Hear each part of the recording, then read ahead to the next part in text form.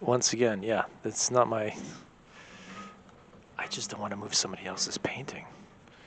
You can't touch another person's art. It's like touching their Johnson. Except I was over here and I have a piece out in the hallway by the elevators, and they just stacked a bunch of ladders on top of it against the wall. That was really not fun. Um,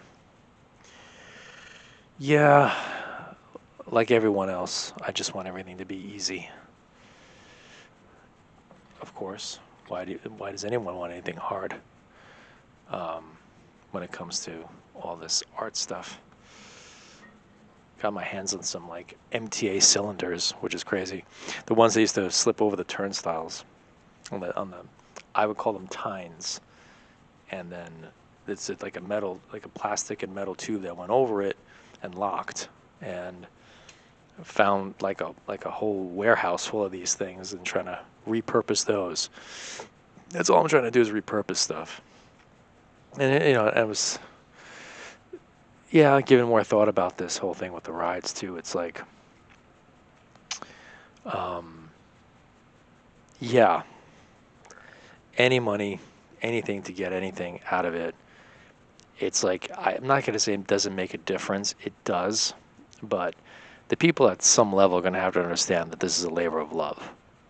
That I just kind of want to do it, and I just want the means to do it. Beyond that, in terms of turning a buck, I have no idea how it's going to turn a buck. There's going to be so much just to invest into the ride. Even if you gave me the ride for free, it would still be a lot to invest. So there's just no point to the like. I can't, I'm not a salesman. I'm not a businessman. I never claimed to be one. So for everyone to be like, well, what's in it for me? Nothing. There's nothing in it for you. It's like you're just gonna have to just kind of like enjoy the ride, I suppose. Bad, mind the pun. Um, what I see for it is that I think there's gonna have to be a lot of work to make these things good. And then with the graphics and with the artists and everyone involved, then at some level, it's going to hit that. Um, I feel like with all art, there's this like magical line where it becomes somehow desirable, and once it becomes desirable, it becomes expensive. And it's like this. You don't know where this line is. You don't know where it is. I mean, like in the case of a fad, or in case of whatever art might be, celebrity art or whatever, or with the in thing.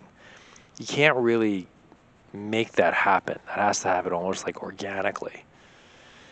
But I feel like after a certain point, with the retooling, the repurposing, the improvement of it, and then done with graphics and music, I think then after that, people will see the value, and people are like, oh, these are really nice signature pieces. These are sculptures that you can ride. They're rideable sculptures. It's like somehow it's gonna like it has to be done and has to look really good, like a good 2 or 3, and then it might twist. And I already did like a couple of these, and I can't even have access to those, which is also sad.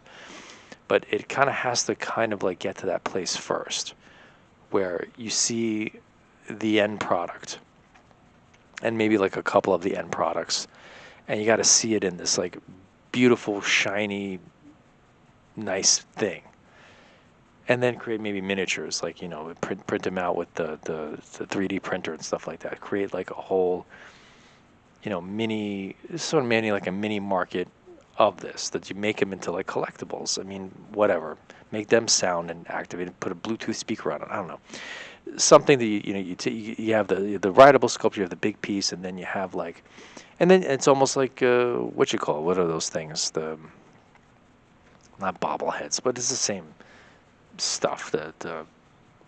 Forget about it. I don't even know. Um, but they just stamp out the same design over and over and over again, like like the spray can thing, or one of these action figure thingies.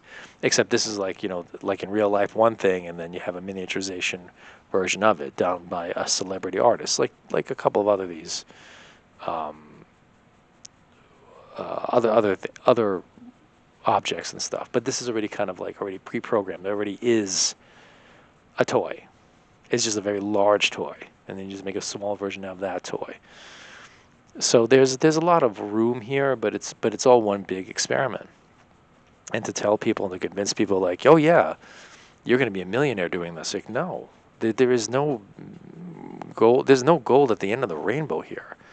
I mean, maybe there's some sort of something, but then by the time it gets to that level where you're selling like a freaking old horse for like 30 grand, like, okay, well then we're talking about some sort of money. But the amount of labor that it's going to take to just get to that place, and the time and resources and the pain and all this stuff, and I'm trying to find things. Parking meters were simple because no one wanted them anyway. They only had room to go up because they already were done.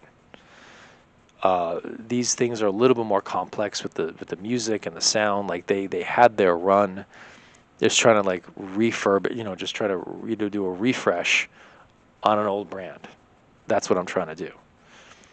But the labor and the cost, and then I have to like, anyway, it's on me, mostly. A guy that has like no time and no resources, and then somehow I'm gonna have to make it happen. And it's very, very hard. And I want and I want that feeling. I want to be able to go to a garage or a maintenance place, have a couple of these rides, and be, covered in grease and oil, smoking a cigarette and working on these things. That, and some people, they'd be like, "That's crazy." Like, I'll tell you, nothing would make me happier than to kind of just work on my own thing and to create some sort of like crazy cool thing. Because everything else, I feel like has passed me by. Having a family, having anything of the sort, traveling the world, all this stuff. I'm not going to be one of these, muralists that like going, whatever. No TED Talks, no, not. It's like I feel like it's all done. I'm just trying to find a way to not go crazy. And if I can get my hands dirty and focus my mind on something fun and interesting and cool, then maybe I have a chance at not jumping off a roof. I mean, that's really all it is. And because the routines I'm in right now and the things that I have to do in order to just kind of like just have a hot meal, life is not just about just maintaining some set of status quo or just like, just being plugging in and deplugging part of a machine, at least not for me. I need to be deliberately involved in this reality. And I need some sort of something. My mind needs something to chew on. And if it doesn't chew on something, then it gets very, very, it starts to just turn in on itself.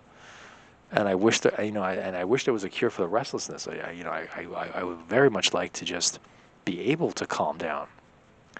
And I've been thinking about how back in the day that I was able to kind of like sit at home and watch Star Trek for like 10 hours a day and not bat an eye and whatever without a drink. And now, like if I'm home from like 2 hours after I wake up, I feel like I'm bouncing off the walls.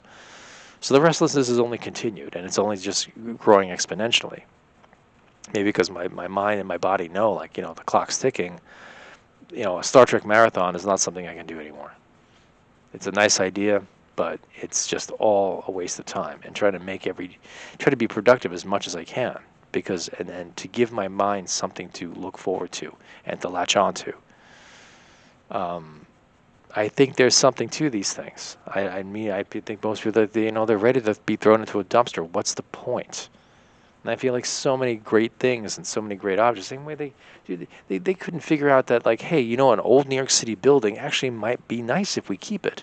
They have to have, they founded a whole historical society just to keep, not Penn Station, Grand Central Station. They're like, we'll just tear down this old, ornate, crazy building and build a new station. Like, they have to have committees to figure out, like, oh no, maybe we should keep this.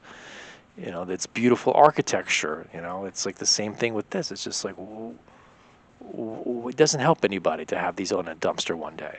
I think no one thinks about them as much as I do, probably, but still.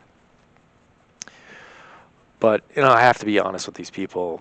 I was trying to talk to this guy all weekend about like the idea, and it's like I got to be like upfront. I got to be totally like, look, man, you're not going to see a dime. Either you give me the money, or you don't. but don't think that like there's some sort of like business model here or something like, oh, I'm gonna, he's talking about, oh, we give you a loan, can you like there, I can't imagine any way to structure a loan where I can pay you back. I don't know how. It's just going to be in dribs and drabs and spurts, and it's like, I'd rather you just give it to me and then don't worry about all the details, because man, don't think of it as a viable business. Think of it as something that should be done because it's just very nice. It's like, what kind of businessman are you? I'm like, not a businessman. I'm terrible at all these things, but I could think of something, and I could be like, oh yeah, you know what are you gonna do? All right, I guess hopefully this turned out better, because the last one was overmodulated and I'm not going to change that.